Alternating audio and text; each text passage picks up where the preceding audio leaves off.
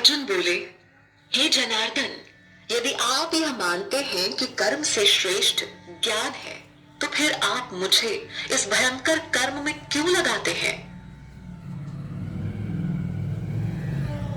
आपके दुविधापूर्ण वाक्य से मेरी बुद्धि मोहित सी हो रही है, अतः आप निश्चित रूप से उस एक मार्ग को कहिए जिससे मैं परम श्रेय को प्राप्त कर सकूं।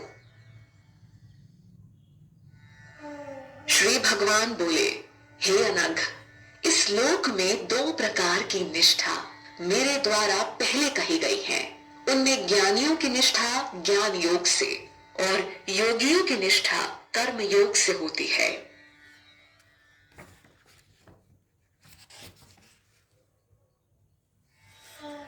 मनुष्य न तो कर्मों को आरंभ किए बिना निष्कर्मता को प्राप्त होता है और न ही कर्मों के त्याग मात्र से सिद्धि को प्राप्त होता है।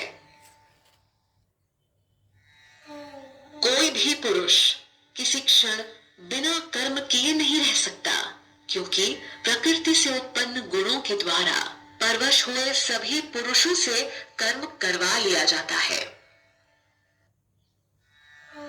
जो मूर्ख पुरुष कर्मेंद्रियों को हठ पूर्वक रोक कर मन से इंद्रियों के भोगों का चिंतन करता रहता है, वह मिथ्याचारी कहा जाता है।